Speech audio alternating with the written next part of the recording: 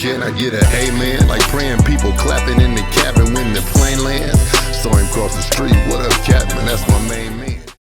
Yeah. I got a feeling. Go shit. Hey, I'm listening to something. Jaden, crochet down, crochet. Sunny back says bust. Big ass necklace, bust the fucking rhyme. Hey, crochet down, crochet down, crochet down, crochet down, crochet down. Woo! Hold on, let me get this out my ear. Let me get this out my ear. What's going on here? Ooh. Yo. I ain't lying. Hey, look. So I was listening to A$AP Rocky's record, right? Listen to his album. And he got a couple joints on there. Now I gotta listen to the whole thing seriously because I had a lot of smirk on my face listening to it. And I was like, and then seeing him on Saturday Night Live, seeing Highest to Lowest, I was like, what the fuck is this dude getting all this camera time for? Is it like a Bronny James situation because his lady got to work on the street, you know, because she's the one? So I'm thinking like he got the Bronny treatment. But let's be honest. It was a period between 2000 and 2000. I can't even pin the year, but 2000 and 2013 or something like that. Maybe 14, I can't remember. When like the A$AP mob, they had a thing going on. And that thing was subjective fire, you know, subjective. It's not just like automatically everybody gonna be on it. But at the time, I respected it, but it wasn't my flavor. So then when I see A$AP Rocky on Highest to Lowest, I watched the movie. It was without question Spike Lee's worst movie ever. And the character A$AP Rocky played, I was like, him and Denzel, it's like, dude, were y'all betting against the house? Y'all was betting against yourselves? Because both of them landed totally flat. The best thing about the movie, like I said before, because I did do a review on this movie, the best thing about the movie was Denzel's condo. Highest to Lowest sucked. So then I'm kicking back on a cold, wintry, blustery New York City night, and I watch, what was this? Watching Saturday Night Live. A$AP Rocky is the dude he's the dude of the week. Okay, bet. Let me see what's going on. So first of all, it's highly stylized. You know, he had the old school rollers in his hair, like a mohawk, and a whole bunch of people kind of like in a mosh pit behind him. And it was just like this real contrived background. Though none of that matter if the music is fire, right? So I'm watching patiently. Don't none of that matter if the music is Mo Cheeks. But I'm watching. To me,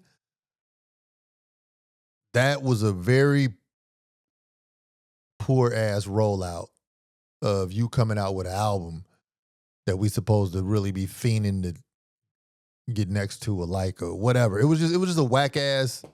It was just whack. Like the performance was whack. But I still didn't feel like, I was like, okay, this dude, I'm missing something. That's how I felt, right? I was like, come on, it just can't be I'm just my wife's stepson and she just trots me out and gets me into places and gets me on the front page and stuff. It got to be more to it. We just can't be Bronny James in this thing, right? So I listened to the album. I listened to part of it. To be honest, it's like 19 songs. I don't know if some of them are skits or what. But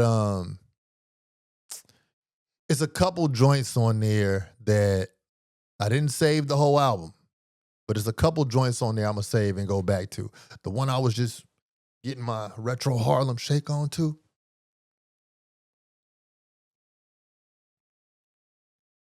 It's called No Trespassing.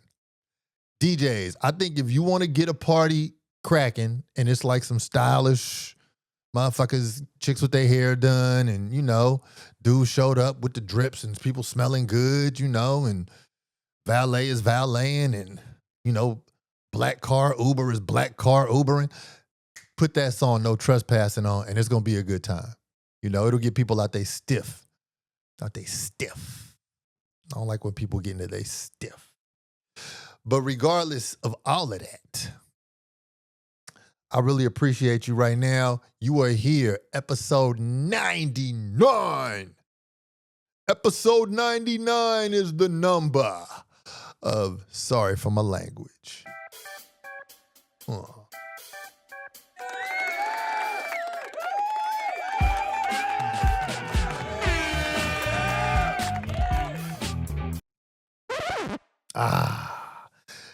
Yeah, you're here for episode 99 of Sorry for My Language with your host Grindstone.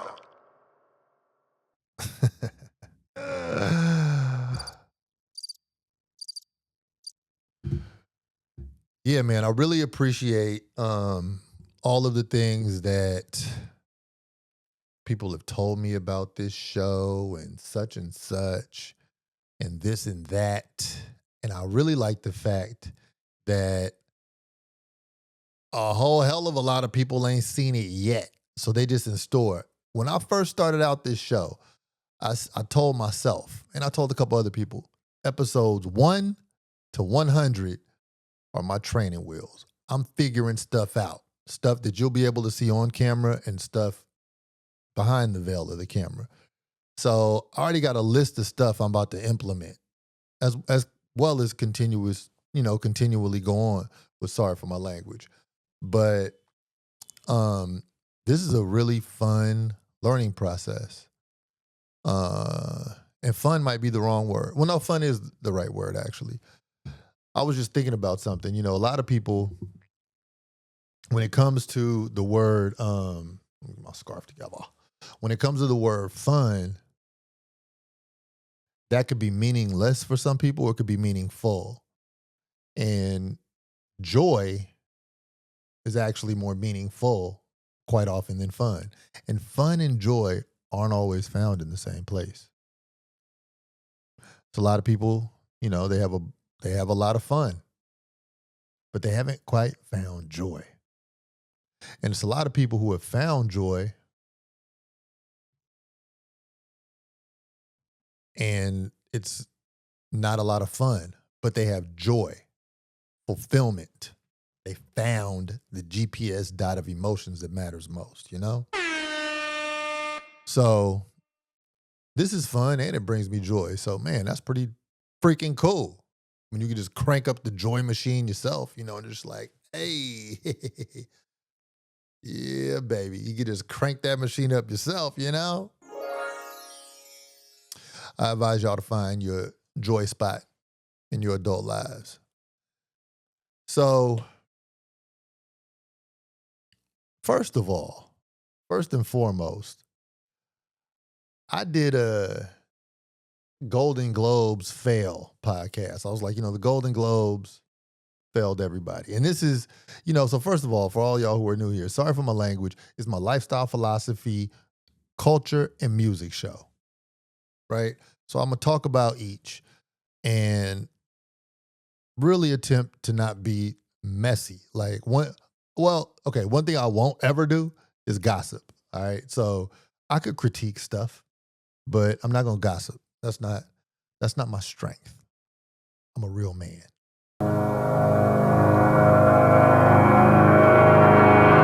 Debo rap over emo rap. I run these guppy niggas, dude. They comfort food. I snack on Florida Ave and eat a meal in Miami. You're everywhere. Touching souls from kids to grannies. I'm on 580, Georgia Ave, MLK, Route 50, Chesapeake, South Street. I'm up in New York City. So I did a show not too long ago about the epic fail of the Golden Globe Awards for acknowledging that movie one battle after another as even being award worthy for anybody on any level involved in that movie. And so people had various reactions. A lot of people agreed, a lot of people didn't. But, it's fun kicking that can down the road. However, today is the day of vindication. Something great happened today. What happened was the Oscars had record-breaking nominations for the movie Sinners.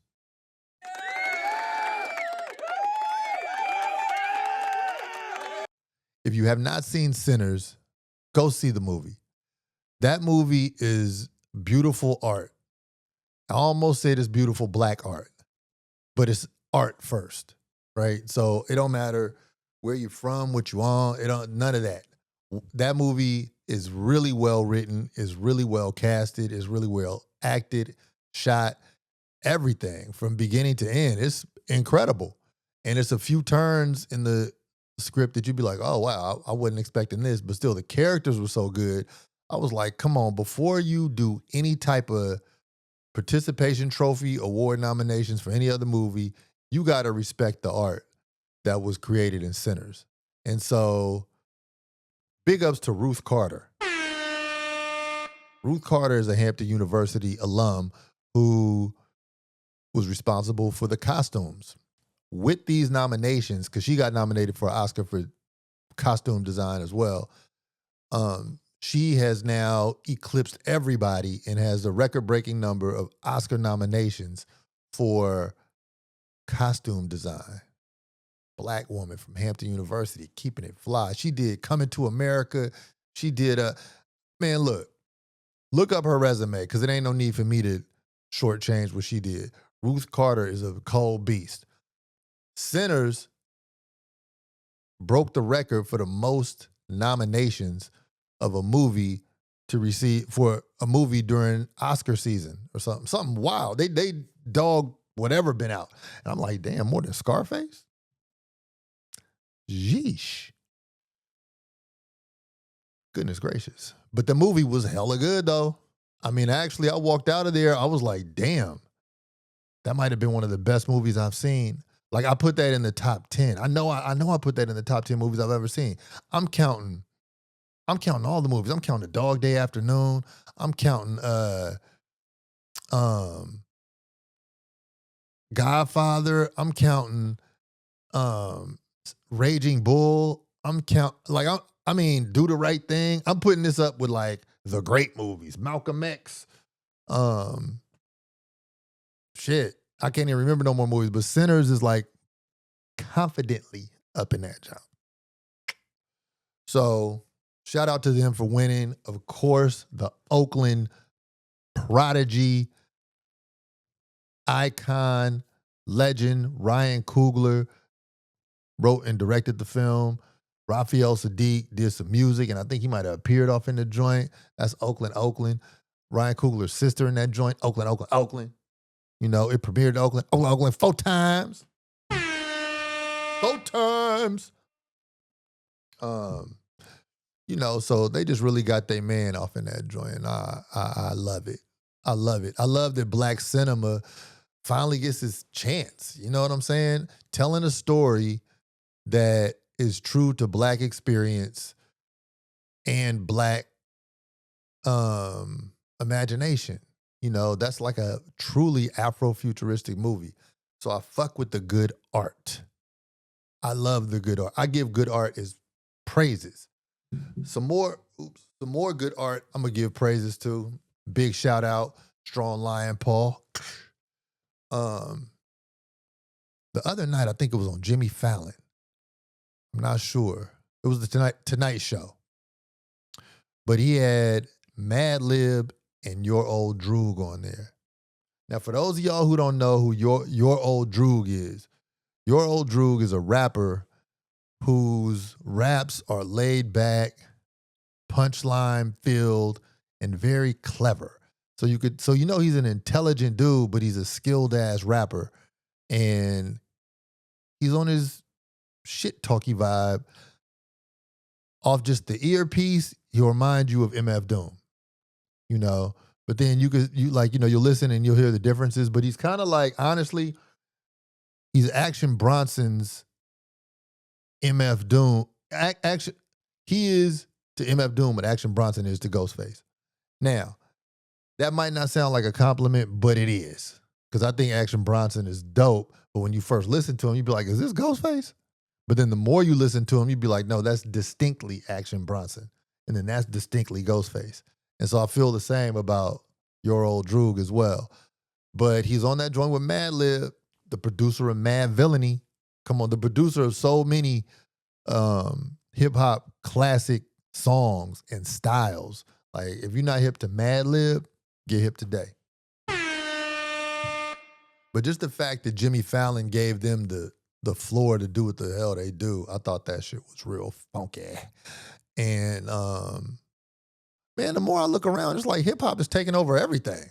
You know, and I mean hip hop. I don't mean industry nonsense. It even leaks over and spills over into industry nonsense. But I'm just saying the roots of the game are everywhere. You can't watch nothing without it happening. But the industry is always going industry, ain't it? I mean, actually today on episode 99, I came to talk about white people and robots, right? So, you know, that's what we're going to talk about. I made a decision. Enough is enough. We're going to talk about white people and robots, but first I'm just talking about things that are at hand. So as I say, hip hop's everywhere, you know, the TV show In Living Color in the 1990s was hip hop. Okay, hip hop is rap music is the music of hip hop. Hip hop is a culture that has music. It's not just music. You got that? So Living Color was hip hop. When, I'm not sure if it was 1991, 1990, 1992, I can't remember, but the Super Bowl of that year had a halftime show, and In Living Color came on a different network at the same time. And because it was such a hot show, people rushed to turn their channel from the Super Bowl to In Living Color, and a lot of people never turned back. The next year, after the NFL saw how many people and the networks saw how many people they had lost to hip-hop, to how much they had lost the black constituency and the hip-hop loving people, the very next year, they had a halftime show, and it was Michael Jackson. Ever since then, the halftime show has been a really big deal because they don't want people to tune out of the big network event where they sell all their Coca-Cola and insurance and Americanism. The Super Bowl is the biggest television event to advertise Americana. So if you want to get a big old spoonful of Americana, watch the Super Bowl. Which brings me to this. I don't know why you or anybody else thinks that Bad Bunny performing on the Super Bowl is revolutionary. Bad Bunny is supposed to have this like anti-establishment vibe. I don't know Bad Bunny's music, so this isn't a value judgment on his music, his entertainment style, nothing. I'm not familiar. My fault. But it's nobody's fault. Fuck it. You know, he probably never heard my shit.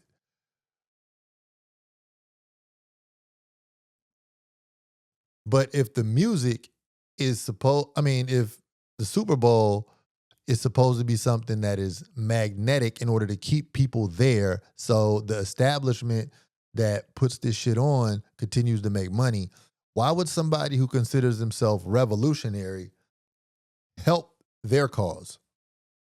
Why don't you do something that's so damn raw on another network like A Living Color did that they turn from that shit, you touch their pockets up, and then they come watch your shit and never turn back? Hurt the cause of the oppressor, if that's what you're doing, Mr. Bunny. But no, that's not what's happening. So Bad Bunny's going to be on that joint, and reportedly, he's going to wear a dress in his performance. And somehow that's supposed to be revolutionary.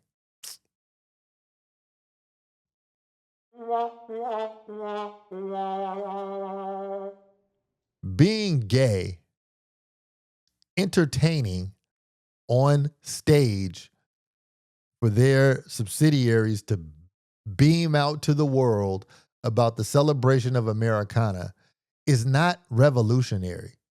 Don't you know that Disney, Paramount, the NFL, ESPN, all them work together? They're boys. That's fraternity right there.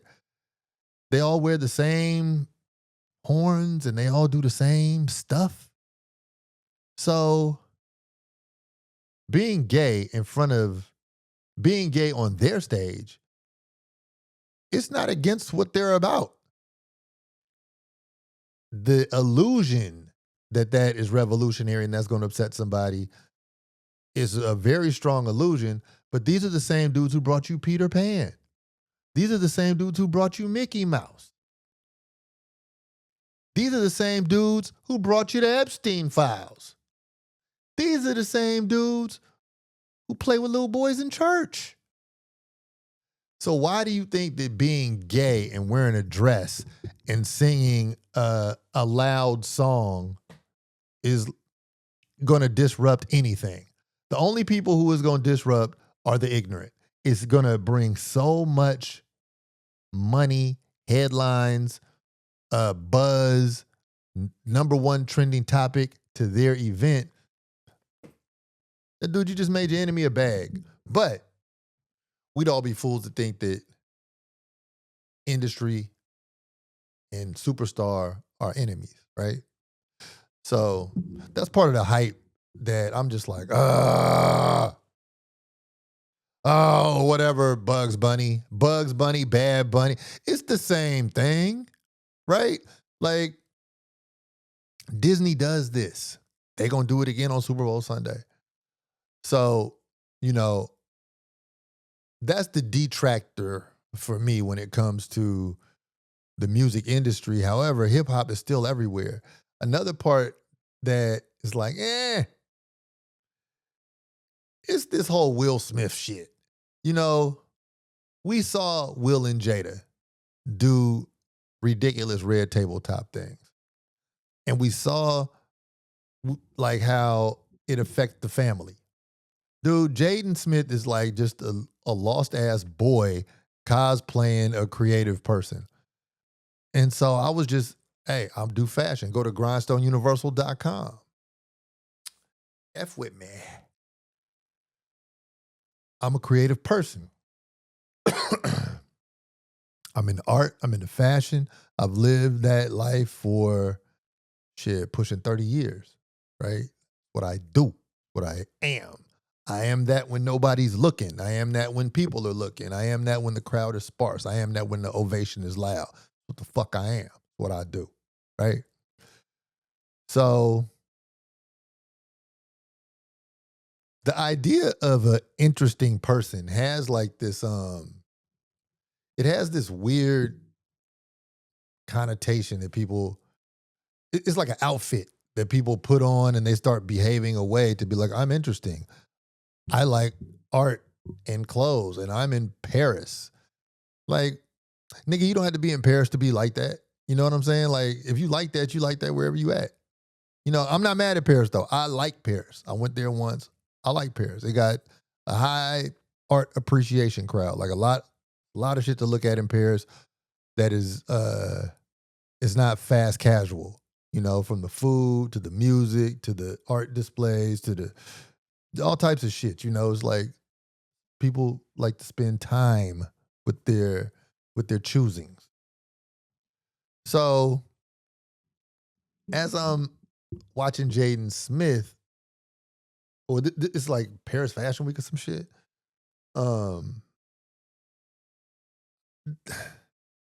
He's like the pitch man for Christian Louboutin now, right? So he's basically the Bronny James of fashion. He got parents somewhere who pulled the string and did a thing. So he's in charge of Christian Louboutin.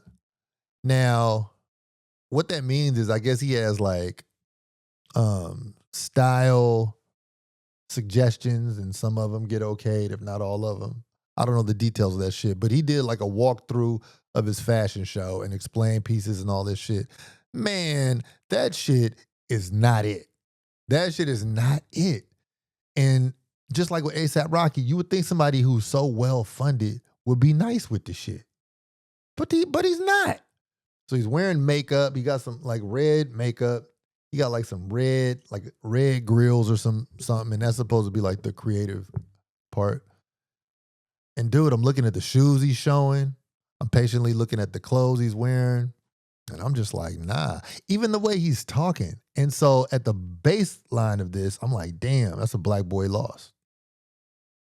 You know, that is family dysfunction right there.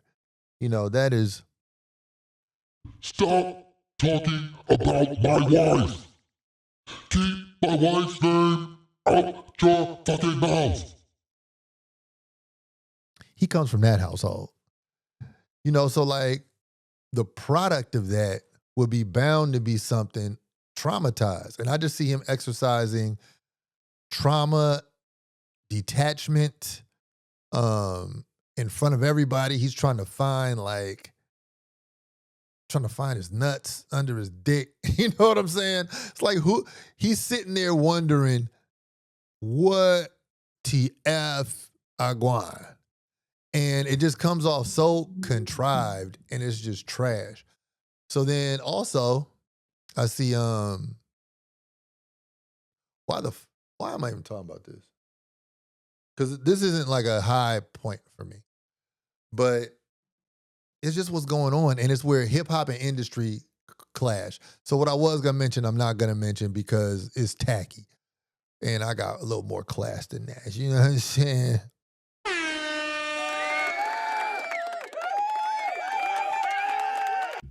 Keep it handsome.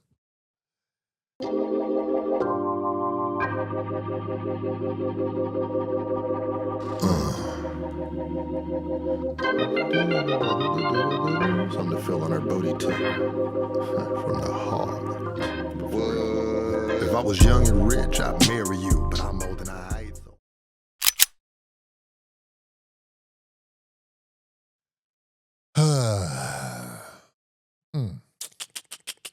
Back to the ones who really, really get down for theirs. So this week I was listening to, I was also listening to Charles Mingus. Charles Mingus, the bass player. Charles Mingus has decades of music, and he's like an intense bass player. Every now and then he'll talk, but when the weather's cold like this, you might want to just change your audio algorithm, you know? Put on some Charles Mingus. See what your vibes get like. Say if you got to drive from point A to point B, put on some Charles Mingus from point A to point B, and watch how you arrive at your drive. You know, you're going to step out like, you're going to step out jazzy. It's really fresh to just change that up. So shout out to Charles Mingus. That's an audio suggestion for y'all. You know, if y'all ain't hip. That's Mingus. Charles Mingus. Something to check out.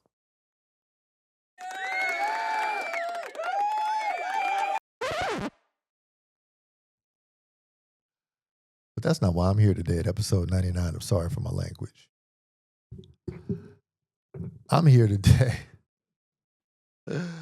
Oh, man. I'm here today to talk about a couple things, but the main one is that the world just had the World Economic Forum. Not sure if any of y'all saw it, but it's a place where the richest men in the world, the business people come together and they talk about the future of business and how it's going to shape the world pretty much. The shit is amazing because it's pretty much, they're conversations that seem like these would usually happen behind closed doors. Like you would need a pass to even get some of this game they dropping. And the way it's rolling off some of them in conversation, it's not like the answers and the questions aren't measured. It's real convo. It's like a lot of stuff. And for everybody who has less than $10 million, I think you should pay attention because shit about to change. If you have $10 million liquid or more, you might be able to just kick your feet up and live off your interest and not worry about much of this. But still, we're all connected. The least of us is the highest of us is affected by the lowest of us, but it just might reach you a little later.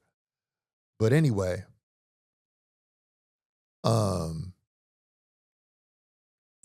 the cliff notes are AI and computers is about to rock your motherfucking world. And I really recommend that you all get into your groove with just getting your ear attuned to certain LLM models, what that means, and what your viability in a marketplace for economic growth looks like.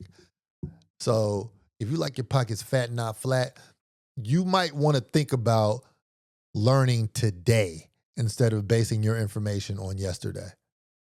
That is all I'm saying, but I'm going to tell you more. The first thing I did, I thought about something this morning that I'm going to give y'all. I'm going to give you. This is my value proposition for this episode. I'm going to give you a multi-million-dollar idea that you might want to create by next week. I'm not going to do it. Okay? Check this out.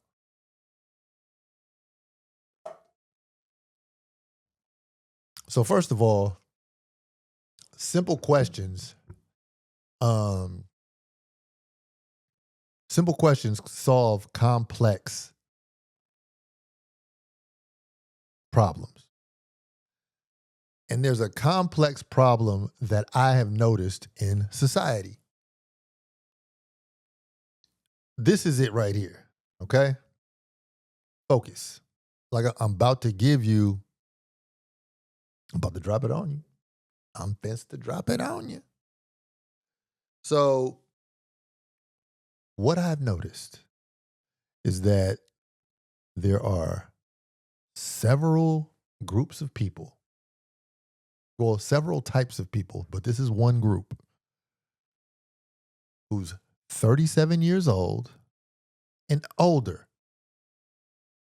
Now, anybody can get money off this idea, but this is the target group.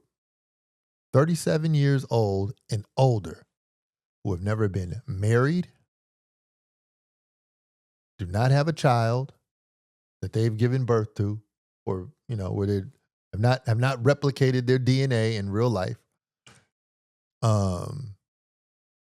They've never been engaged, and they're not currently in a truly meaningful love relationship. But they would like to be loved, and they would like to love with their guard down. Put a nice bow around those things. That's a group of people, okay? That group of people, from my casual observation and not so casual observation, they revel in pets. It's almost 100%. They got pets that get the 5-star treatment, or they have expensive clothes. And they pour into those things, right? However, but they still walk around kind of clenched because they've never really loved with their guard down for an extended period of time. Now, the reason why I say you've been engaged, and that counts, because maybe that engagement might have walked you through your period of supposed fertility, and then it didn't work out. So then you didn't have kids, and this goes for men and women. Now, men, not so much the fertility, but you might be 45 and you don't have no little whippersnapper running around here looking like you, but you might have been engaged for like way too long to somebody. I mean, I know a badass girl, man. I know a badass joint right now, and man, she with a dude. He's kicking the can down the road with her, and he ain't gonna marry her. And all she wants to do is be married. You know, if he stepped his Bad Bunny ass out the way, she could go find another dude. But he's gonna cuff her and try to, make her eggs geriatric, and then probably tell her the truth about his sexuality, and then she'll be in this club too. So anyway, back to what I'm saying. 37 and ups, never been married, never been engaged, do not have children of their own DNA, and are not in a meaningful love relationship currently, but they would love to be loved, and they would love to love with their guard down. That group of people right there, there are a lot. Look through your phone. Think about your friends' friends. Think about it. If you're one of them, think about this. I got a place for you. This is where the bread is at. So the issue with this group of people is that they don't have a name. They don't have a flag. They catch them at a Friendsgiving. They got to do the Friendsgiving type joints. They they kind of waffle in and out of situations where other people are comfortable or sit there with obligation. Like Christmas. Yeah, I got to be. Oh, I'm getting something for the kid, or they're the rich aunt, the cool uncle, or like the maverick, or the cat mom, or something. Like you know who I'm talking about, right? And so there's no real place for them to fit, and there hasn't been something made for them to really gather hope going forward, because every decently intelligent person knows that you need love. Like you need love, and you need a place to express real love. So I have a name for these people. This group of people will be known as the unmatched.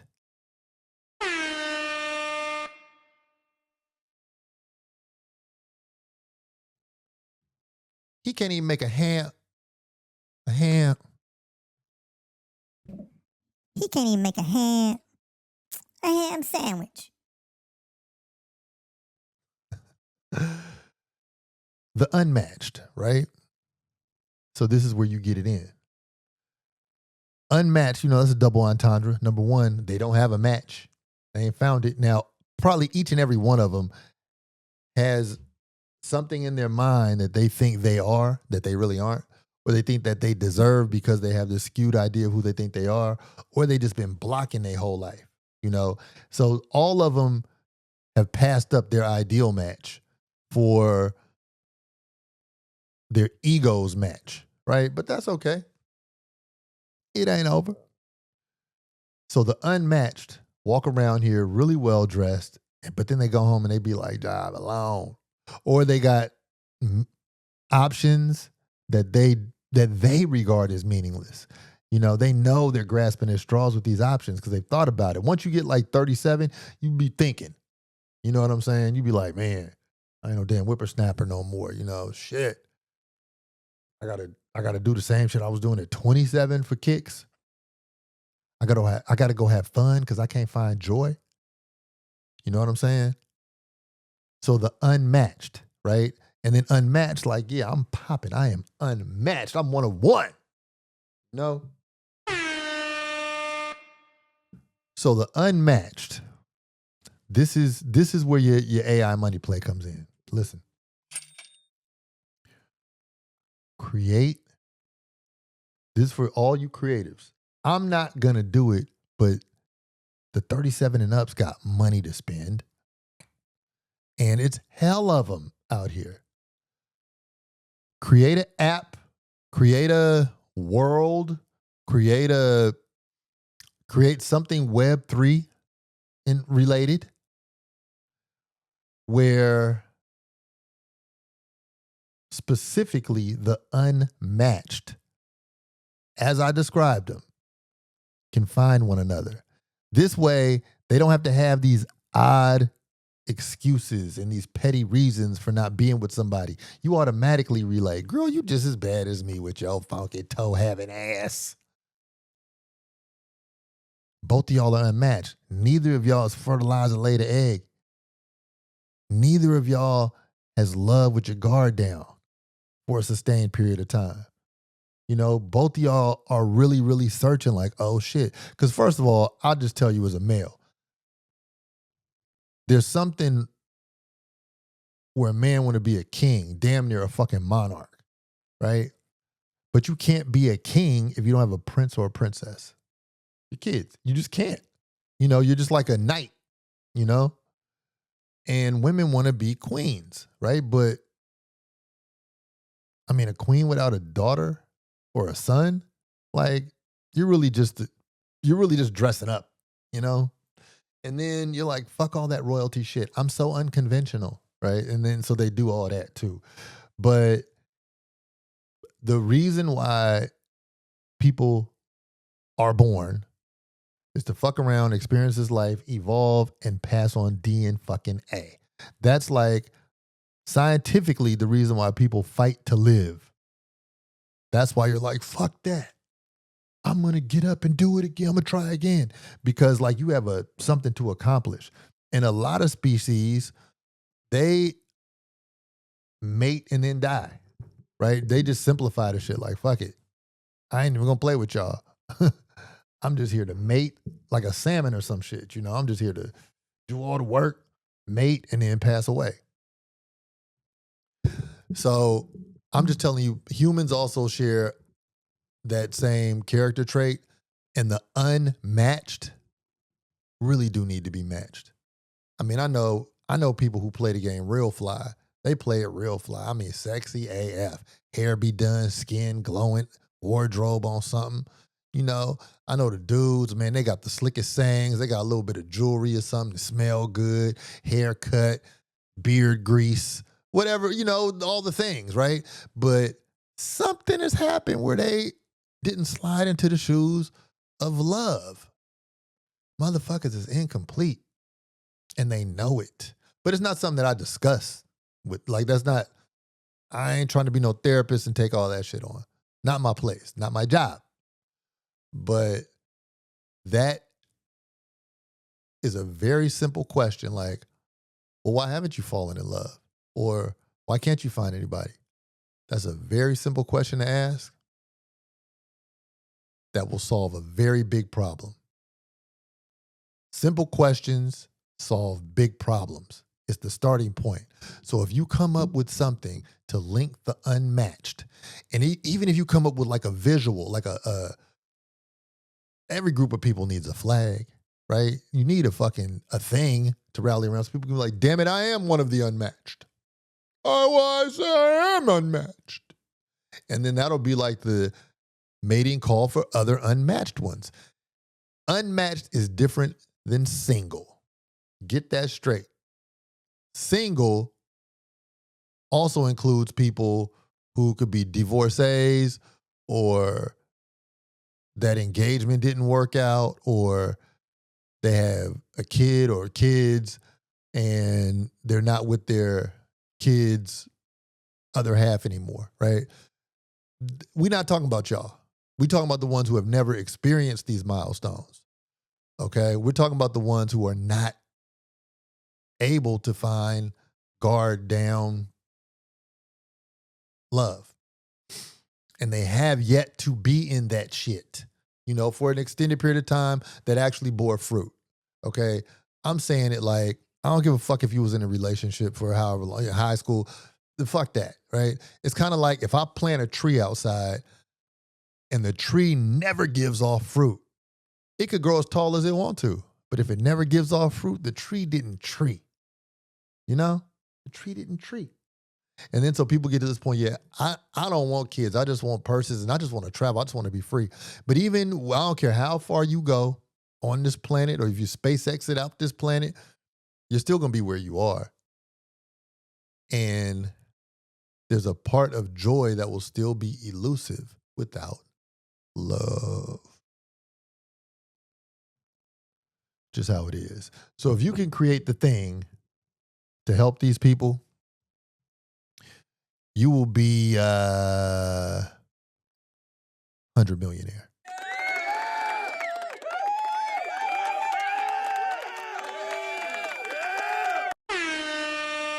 That's real. So it happens to be your turn because this, what was it, the World Economic Forum that they had in Davos, Switzerland? I advise everybody to watch that. I mean, all the top bankers, all the top like politicians, money niggas, slave owners with suits on, they were all there really having big discussions about the current and the future.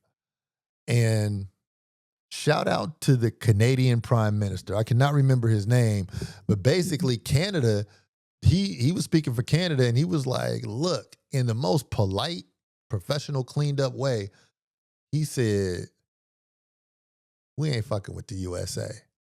They're bullies, and we don't bow down to bullies, and we have our own things. And what he said, he was like, I think he called them middle ground countries, like the middle power or something. Like, they're not superpower countries, but the middle power joints, we also have power. So what we need to do is detach from the superpowers acting like everything is okay. And he actually compared the situation, their attachment to the United States for resources and trading. He compared that to the Soviet Union's communism. And he said, we just all need to stop acting like it's okay. It's not. And he gave a very thorough speech. If you get time to look at the Prime Minister of Canada's speech at the World Economic Forum, it was really heartwarming just to know that somebody is keeping it real. Just somebody on the planet. Like, we see all these people clicking up, and AIPAC is funding everybody in the U.S. Congress who's willing to take a envelope. You got even sports commentators want to get in and talk politics because they're getting some bread. Because AIPAC will pay you if you'll support Israel and never speak against them regardless of what you say, of what you've seen, right? So it's kind of like the perpetrator of the fraud, if he gives you money, you say, I didn't see nothing, right? And so that's really what U.S. Congress does in mass. And so when we have U.S. media who also gets the envelope, as Americans, we usually get one look at what happens. It's kind of like a shower, right? It's one source, but then they sprinkle it in different little streams, so we think we're getting different sources here and different sources there, but it's really coming through the same shower head, right? So it's the mind trick of mind tricks. But watching this World Economic Forum, I watched Jamie Dimon, and he's like the president or CEO of JP Morgan. And this fool is breaded up. Highly successful billionaire business person, runs the banks that run the banks. And, he's so evil. He's so fucking evil. But he says it's so smooth that you wouldn't know that that's evil. Like, if you're just watching, you wouldn't know what was happening.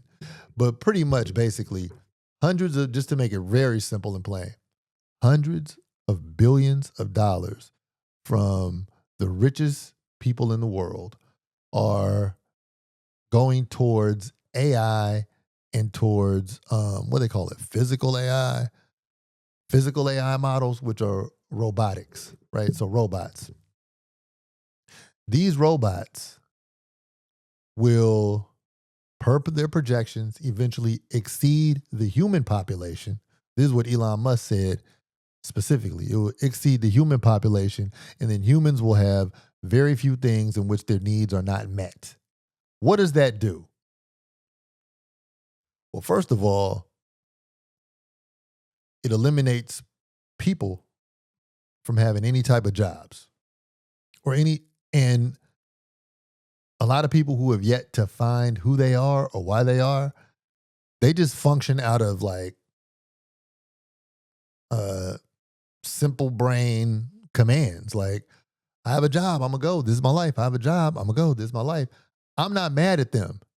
But what does that type of person do when their job no longer exists? A level of purposelessness will come into play. They don't have a way to earn anything, so they just accept what they're given. So then what do all day? You sit in your pajamas, you have idle time, the devil creeps in, and the majority of the people will probably end up eliminating themselves, because having purpose is one of the main drivers of the human imagination. And if the imagination is dead and the vision perishes, so does the body. So they are putting money into this function, right? And when asked about it, it was just such a trip how the big banker, Jamie Dimon, was like, it's not so black and white. It's not so binary, But when asked about other things, he was really clear on other things. So, he was doing his best political answer job to say that it's going to be fucked up, but I'm not going to say it's going to be fucked up. And then I also watched Jensen Huang. I might have pronounced his name wrong, but he's the CEO of NVIDIA. NVIDIA is the most paid, the most valuable company ever. It's worth like $500 billion or maybe even more. It's on, the number is crazy, right? So NVIDIA makes the chips, the microchips that are in several things that make several things work robotically and all that shit. I can't remember, semiconductors type shits, right? So he was saying, listen to the spin they put on this shit. And like, you could rob more people with a suit than you can with a sweatsuit, right? So he said, AI isn't going to take jobs. AI is going to create jobs. We're still going to need plumbers, electricians, contractors, and steel workers to put all this stuff together. Nigga, how much do you think you're going to be getting as a freaking steel worker, electrician, plumber, or contractor building the physical systems? Like, you might fuck around and make $150,000 a year at the top of the ladder, right? But really, how many people are going to be at the top of the ladder in those jobs? So really, like, blue collar work you're going to need people to do the grunt work. And this is no shade to anybody who does a trade, but I'm just saying, if you don't do a trade and if you don't have your own ideas pumping and shit that you've created and you have not gathered your crowd who will pay per view and all that type shit, your ass is mashed potatoes out here. And they are the ones mashing them. And they telling you. So this is not a false alarm. These are the people who run the countries. These are the people who run the systems that run the countries. This is like a meeting that I feel like I was just cleaning up some shit and fools started meeting and I peeked out the curtain on YouTube and I saw these motherfuckers talking about the future and how they're going to manipulate the game. So this is now. This is not a damn conspiracy theory, okay? So half of the American job force will be wiped out in 5 to 10 years. So all of you all without a plan, without a dream, all of you all who have a child where you paying big old thick stacks of tuition bread on, think about it. The fuck what you gonna do if you don't have your motion already?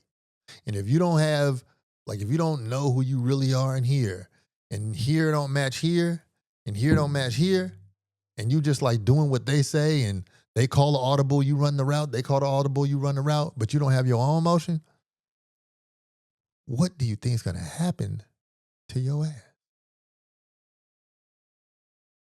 Think about it. I will tell you this. They're not really tripping off you. Like, if he dies, he dies. That's how they see. That's how they see like the average worker. Either you could be my plumber or you can die. And then you have Elon Musk on the other hand, for all you people who support Tesla and Starlink and all that shit, right? He is truly the evil guy, right? Because he don't have a real connection with humanity. He's just like, yeah, they're gonna be more robots and it's gonna make shit easier and it's gonna be very dangerous. This nigga, this is Elon Musk saying this, right?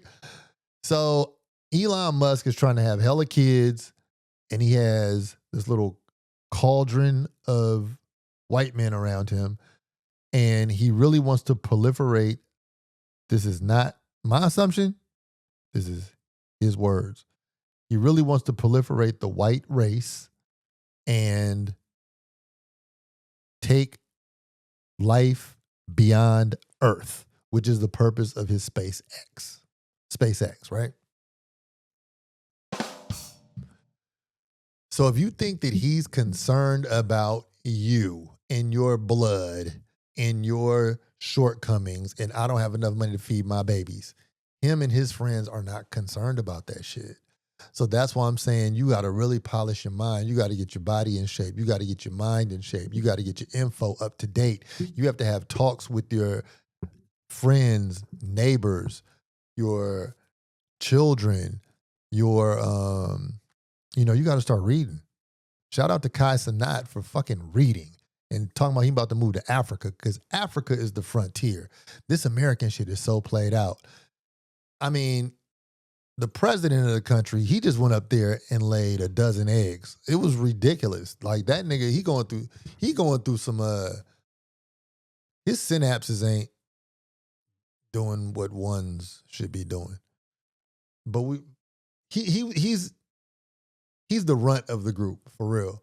But the dude from Microsoft, I can't remember his name, he was hell of annoying here and talk. But I'm just saying, all of them talk about how AI and robotics is going to push something. And when I did an episode on here talking about AI, I said something like there was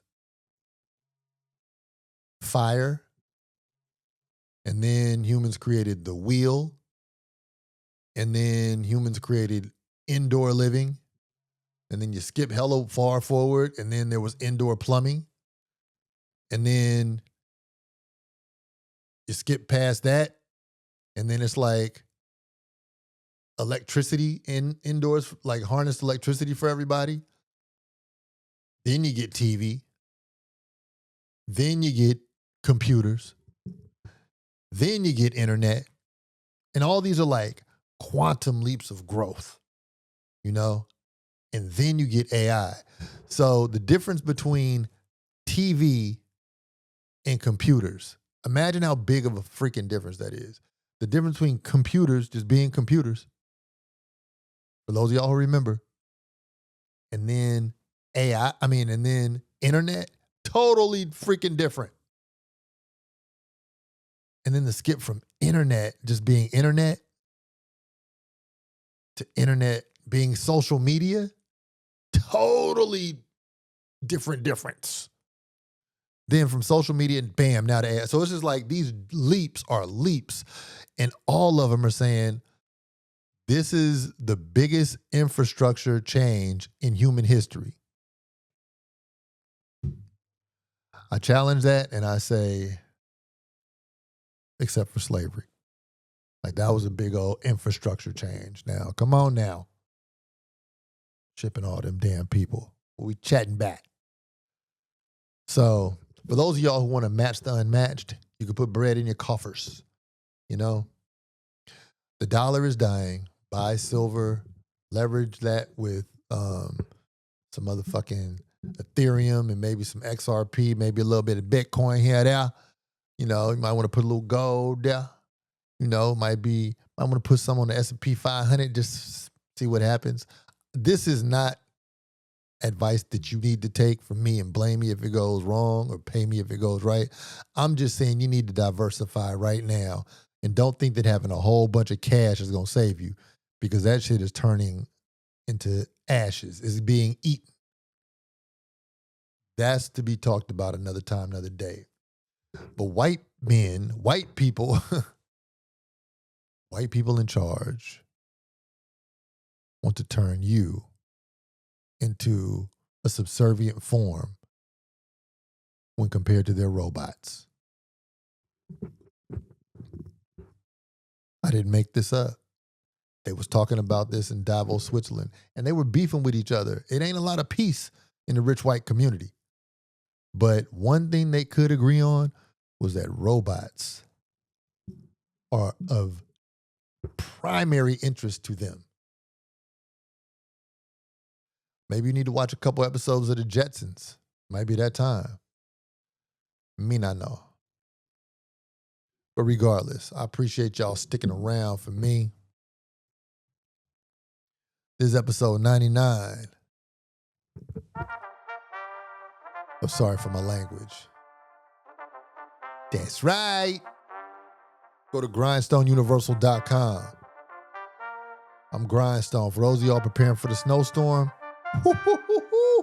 hit that grocery store right now, because it's going to be a thing on the East Coast. Until next time, sorry for my language. I'm Grindstone. Peace.